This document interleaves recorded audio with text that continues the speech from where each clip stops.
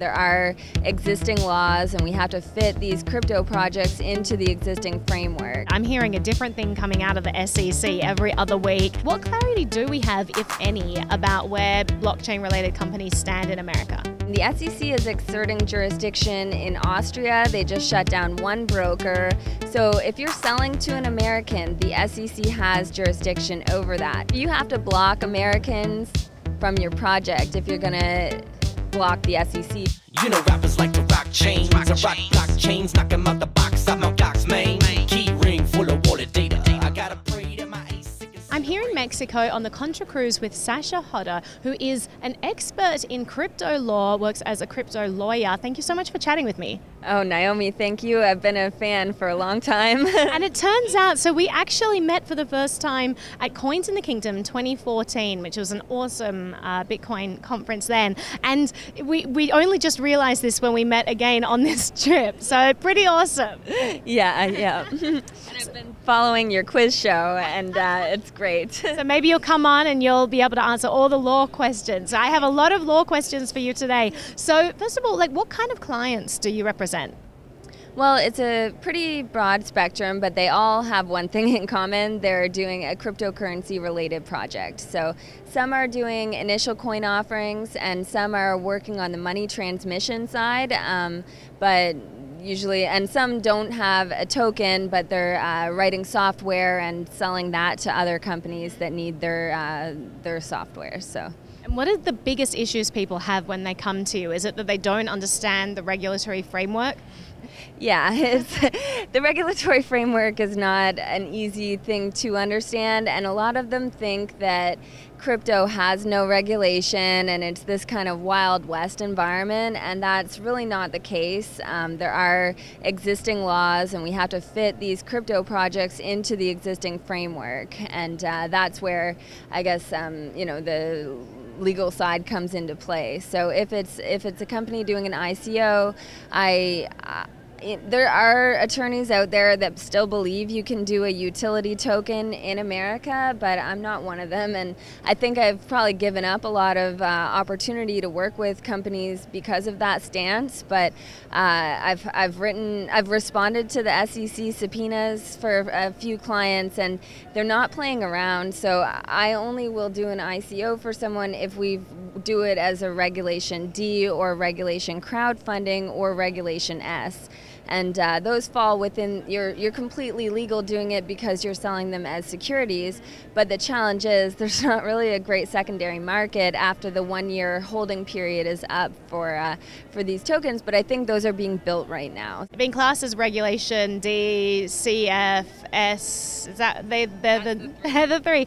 So that means that they're only available to accredited investors in America?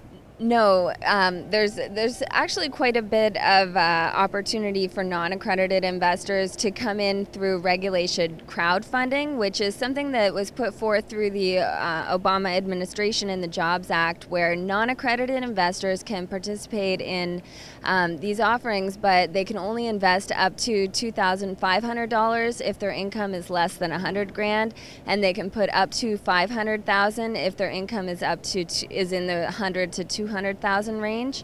So and the company can only raise $1,070,000. And it has to be done through a regulated crowdfunding portal. It's regulated by FINRA. I actually opened one of these portals. It was one of 13 to get the FINRA license. So there are only 13 that exist, and they're the regular ones you hear of, the Kickstarter, Indiegogo, and you have one of those? Well, not anymore. Well, back up.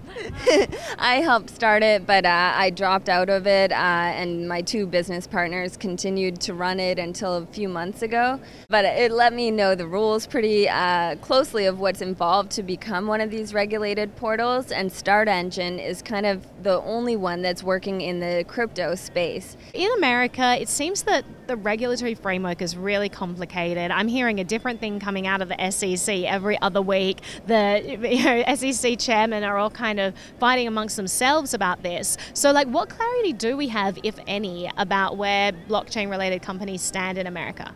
Well, after the June 14th Director Hinman speech about Ethereum being sufficiently decentralized to no longer be a security, I think that kind of put a lot of people on a path thinking, oh, well, if my project is sufficiently decentralized, then it wouldn't fall into the Howey test, which looks at whether the efforts of a third party are what are going to generate the profit.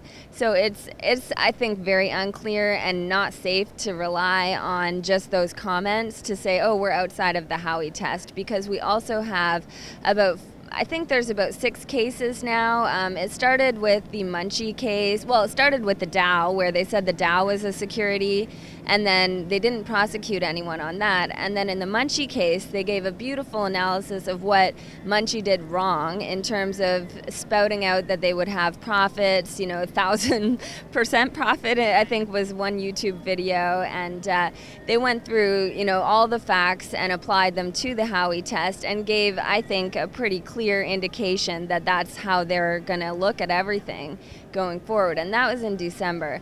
And then they had a few more. We saw Centra, which was just a complete scam coin. Basically, there were a ton of lies. So they're getting criminally charged for making materially misleading statements. In that case, they put fake people in their white paper. They said that they had deals with Visa and MasterCard that were completely bogus. So that one's an easy one for that. That's a low-hanging fruit.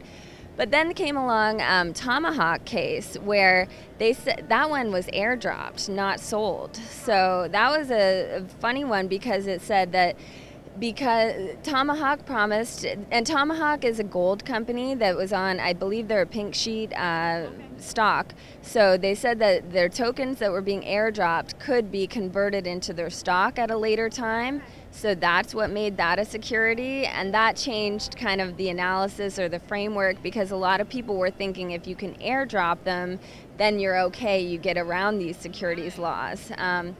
And then recently the CFTC and the SEC have I always considered them as 2 separate entities, but it turns out the CFTC regulates all of it, and the SEC is like one division of the CFTC.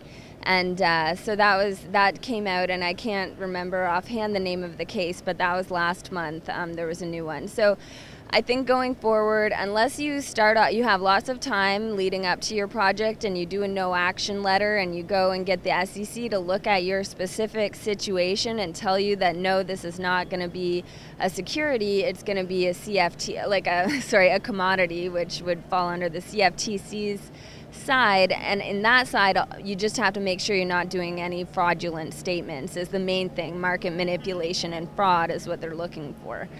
Otherwise, you follow, so we discussed briefly regulation crowdfunding, but there's also Regulation D, where you can raise an unlimited amount of money from accredited investors. And that's what I think a lot of companies have kind of started to do in the last 6 months or so. And that one, you still have to wait a year for the tokens to be resold on the secondary market. So you can raise any amount of money, you can sell them to accredited investors, then after a year, there will be security tokens, so they can't be sold on Bittrex or Binance or a non-SEC compliant exchange. So what about decentralized exchanges? Can they be stopped from going onto those? No, I don't think so. I don't want to get myself in trouble saying that that's where we can go, but I think that is the answer to a lot of these regulatory problems. So a lot of people might go that route if they find that it's too limiting, being within SEC-only regulated exchanges. Yeah, but I mean, the SEC is exerting jurisdiction in Austria. They just shut down one broker. So if you're selling to an American, the SEC has jurisdiction over that. So the decentralized exchange has to be actually decentralized and not a hybrid. And yeah, right. So where in America do you think is the best regulatory environment for blockchain companies? Well, if everyone could adopt Wyoming's regulation, then we would have a utility token. Wyoming, as as you may know, back in, I think it was in March when they passed all those bills. It might have been earlier than March, but Caitlin Long and a group of people in the Wyoming coalition got some very excellent laws passed, and one of them is that they created a utility token. So that utility token does not fall within the securities law. It's something separate. It would be like selling your tokens on eBay, where we don't have to go through the whole SEC procedure to sell. For instance, if I wanted to resell my sandals, no one would probably want them, but because I don't know, pretty nice sandals there. Very comfortable, let me tell you. Nice arch support. But because it's an actual physical good, it is not in the securities realm. And so these utility tokens are likewise not in the securities realm. But if they sell them to anyone outside Wyoming, then they cross into, so there's a supremacy clause where the federal law is more powerful than the state law, but you can do whatever you want in your own state without implicating the SEC, which is a federal law. So if you and I created, a strawberry token or something and wanted to have an ICO in Wyoming and only sell it to Wyoming residents, that would be possible. So the more people who adopt a Wyoming-like policy, the easier it will be, like at least people in those states would perhaps be able to be involved in ICOs, etc. Correct. They could get reciprocity. Now, a few states have tried. I think Colorado put together a Colorado coalition and attempted it, and it didn't go through. So the more states that try, but I think they're having trouble, as we've seen the results from last year's ICOs.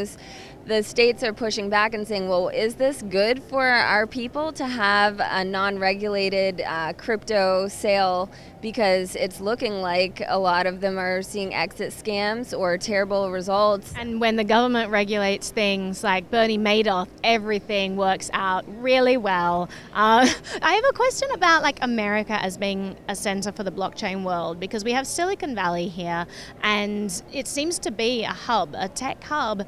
But perhaps if they don't adopt the right regulatory frameworks, I mean, a lot of companies are leaving. A lot of them are going to places like Malta or Gibraltar or Eastern Europe and trying out the different regulatory frameworks there, because the American government does tend to be very heavy-handed.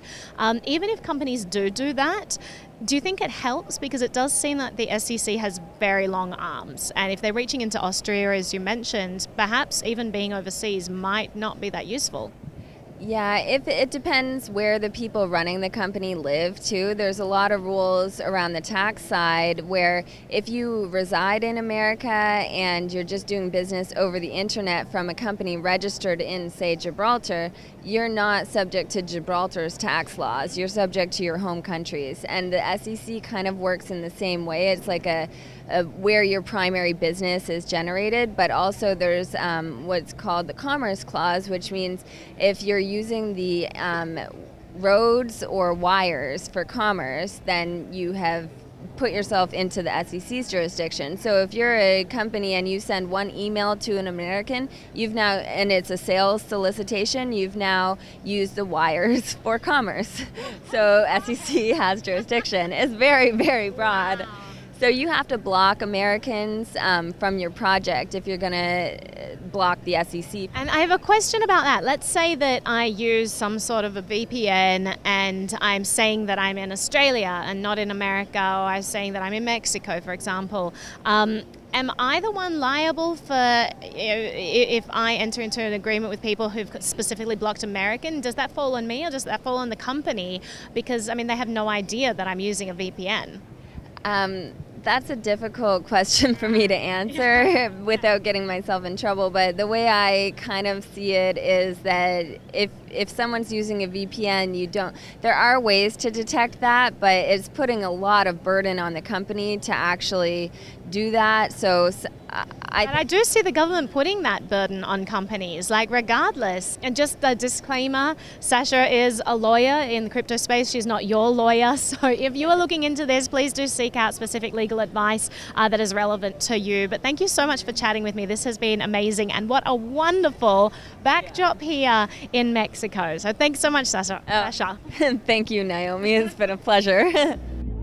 If you like my channel, please hit the like button and be sure to subscribe. I also have a Patreon account and wanted to give a special shout out to all the awesome people there. And a huge thank you to the sponsors of the show for making these videos possible. Thanks so much for watching. She used to just party.